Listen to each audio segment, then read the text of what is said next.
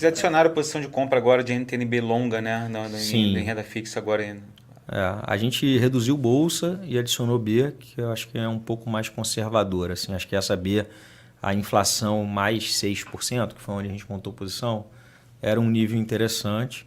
Tá? E aí, depois que a bolsa subiu para 114, 115 mil pontos, por a gente ter um viés global negativo para a bolsa, a gente reduziu bolsa. Aí Tá? vocês acreditam que após as eleições os juros reais vão para a base de 4, mais ou menos 4%? Acho que é uns 4,5 ali é um bom target para essa posição. Tá? Agora, depende, né? Depende de qual vai ser a decisão de economia, de direcionamento, né? De equipe econômica, né? De posicionamento econômico.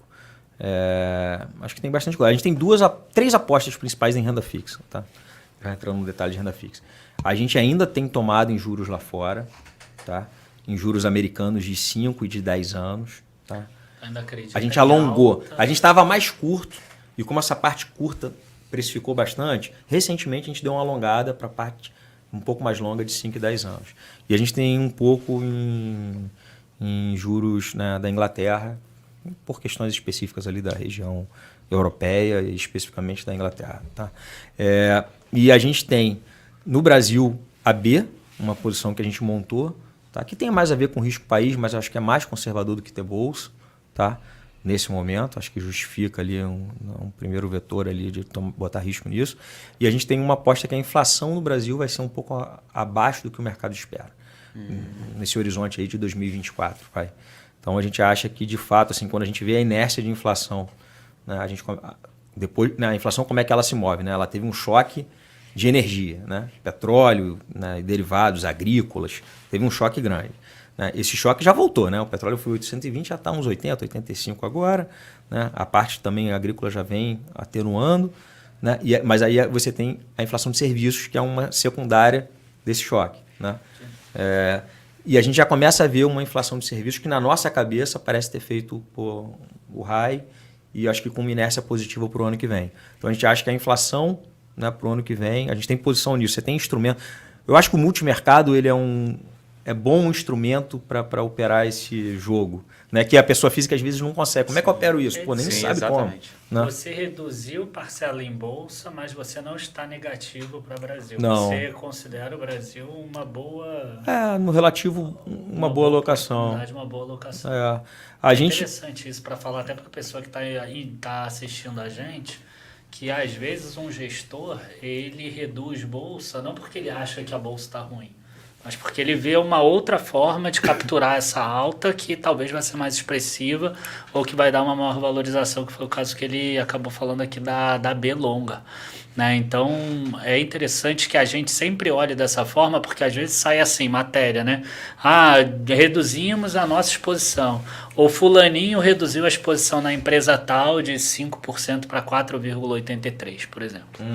E aí a pessoa fala assim, fulaninho tá vendendo, achou horrível, aquela empresa tá pessimista. Às vezes tem tanta outra coisa na cabeça da pessoa que você não sabe. Às vezes ele está reduzindo isso aqui porque ele acha que em outra posição ele vai conseguir tem mais. Tem uma simetria melhor. A simetria melhor. E é exatamente o caso aqui. Então fica legal a gente explicar isso para a pessoa. A gente carregou uma posição ao longo desse ano inteiro, que foi super vencedora, que foram relativas. Assim, a gente era comprado em Bolsa Brasil, vendido em Bolsa lá fora.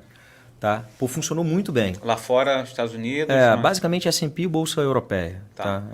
Países desenvolvidos. Tá? Era uma posição até grandinha, comprado em Brasil, vendido lá fora. Funcionou muito bem. Aí quando deu, né, esse rally recente, e se você plotar o low pro high, a bolsa aqui subiu muito parecido com lá fora. Tá? A bolsa lá chegou a bater 3.800, né, o S&P, e voltou a 4.300 quase. Né? E a bolsa aqui foi 100 mil pontos, um pouquinho abaixo, e veio para 114, 115 mil pontos. Né? Então, sim, andaram parecidas. Tá? Um dia ou outro de underperformance ou outperformance, mas foi isso. E aí a gente aproveitou essa alta, a gente tinha uma carteira mais doméstica, tá? Tinha uma carteira de ações mais de empresas domésticas. A gente não gosta da parte de commodities, tá? Vocês zeraram, como vocês tinham petróleo, agora em agosto zeraram, foi isso? A gente tinha Petrobras, tá? Que a gente zerou, tá? E a gente está taticamente até operando short em Petro, tá? Por um trade eleitoral. Aí é bem tático mesmo, tá? Mas assim, o que a gente fez, tá? a gente não gosta de commodities. Então, assim, o mundo flertando com uma possível recessão, ou qual a magnitude dessa recessão, eu acho que é ruim para cases como Vale, né, siderúrgicas, pulp and paper, papel e celulose. Eu acho que é ruim. Acabamos de ouvir o contrário. Não, mas é um fundo de ação. É um fundo de ação, né? Exatamente, é engraçado. Nossa visão, tá? E assim, a parte doméstica a gente gosta, tá? Acho que a gente acha que tá barato. Então, assim, a gente gosta do setor financeiro, então a gente tinha bancos. Tá? É isso que eu queria falar, já que você está tocando nesse assunto, agora sobre exatamente essa composição que vocês fizeram em agosto, que vocês reduziram bolsa justamente para isso, para você. O que vocês reduziram, o que estão pensando em aumentar, sem falar um pouco de eleições agora, apesar que a gente vai falar daqui a pouco. Vai falar. Mas enfim, tem que falar. Tem que falar, não tem jeito. Enfim, só para falar o que vocês reduziram, você falou de commodity, mas alguma outra coisa? A gente vê a bolsa brasileira barata, tá? Eu te confesso que quando a gente zerou, a bolsa chegou a andar mais um pouco, a gente estava se coçando na mesa, tá? E, pô, assim, bem incomodado, tá? Porque eu acho que tem bastante coisa barata na bolsa, tá? A gente gosta dessa parte mais doméstica, tá? Então, a gente tinha bancos, a gente tinha Itaú, tinha BTG Pactual. Tá? Estatal, Banco do Brasil. A gente tinha Banco do Brasil e Petro no combo estatal, por achar que estavam baratas. Eu acho que ainda estão, né? Vai depender, obviamente, das diretrizes. Né? E a gente tinha consumo, tá? E saúde.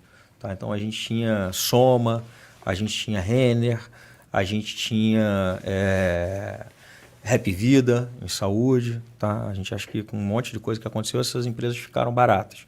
Tá? Essas empresas tiveram beta nessa alta recente. Né? O índice subiu seus, sei lá, 12%, 15%. Esses papéis subiram 25%, 30%. Tá? Não é porque a gente acha que deixou de estar barata, não. Acho que continua barato, só que eu acho que a gente vai conseguir comprar a preço melhor, entendeu? Então, a gente reduziu, taticamente, não mudamos o viés estrutural, tá, de voltar para esses cases, tá?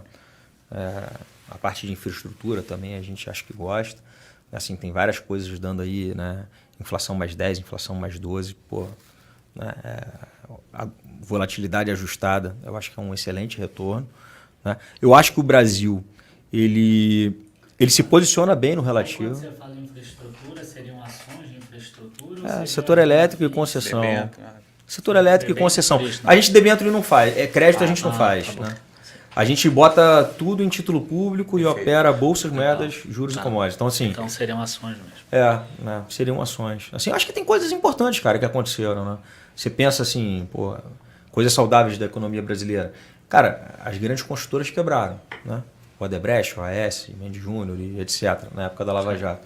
Cara, e eram companhias que não acessavam capital, né, abrindo capital, fazendo um IPO. Né? Elas eram empresas fechadas e quem acessava para elas eram os bancos. Né? E ficou um passivo gigantesco. Só a Odebrecht era 80 bi, cara. No balanço da Bradesco, do Itaú, né, do Santander, do Banco do Brasil, da Caixa. E nos últimos 5 anos, cara, a economia, ela saudavelmente reduzindo um pouco o retorno, ela absorveu prejuízos gigantescos, né, de empresas muito significativas na nossa economia. Então, acho que a economia brasileira reagiu de forma saudável, está leve nessa parte, né, de exposição. Assim, outra coisa, ela teve um move muito grande, né, do investimento do setor público, desde o Temer para cá, né, para o setor privado. Não é uma coisa que acontece do dia para a noite. Né, já são, sei lá, 5, 6, 7 anos que esse negócio vem migrando, né, de uma economia menos desenvolvimentista de investimento público para o setor privado. As empresas acessando crédito, as empresas fazendo ofertas de ações. Isso acho que foi muito saudável, tá? Muito saudável mesmo, tá? Mas dependendo das eleições, você acredita que pode voltar isso, essa gangorra voltar e ser acessado mais por banco público e não por privado? Acho que sim, né? Depende do posicionamento de quem vai ser o líder aí. Né? Assim, a percepção que a gente tem, né?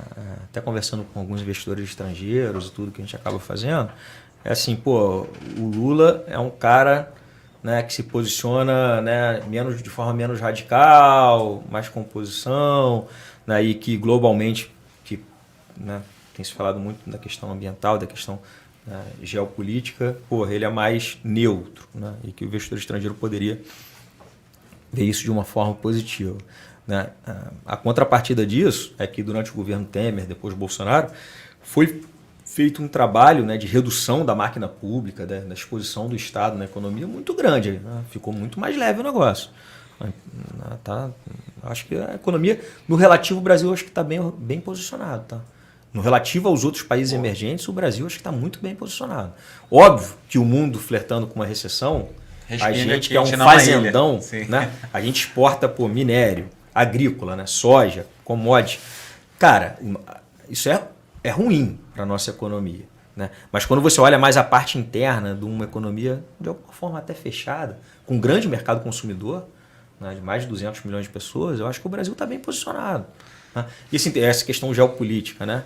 Cara, o mundo aprendeu que nessa crise do Covid não dá para fabricar as máscaras, as luvas e componentes de chip de carro, tudo lá na Ásia. Né? Pô, então assim, eu acho que a América Latina como região, independente do que cada país está vivendo, né? A Colômbia está indo mais para a esquerda agora, Chile também, Argentina, pô, a gente falou aí, né? México também, mas, cara, o Brasil acho que está bem posicionado. Assim, eu acho que a gente pode se dar bem, tá? Mesmo num ambiente global não tão bom. Tá? Uma tese que eu tenho começado a ouvir muito é sobre essa tese do descolamento. Você acredita que mesmo se o mundo passar por uma recessão que dure mais tempo, eu particularmente acredito que se os juros subirem mais rápido, a recessão dura menos. Sim.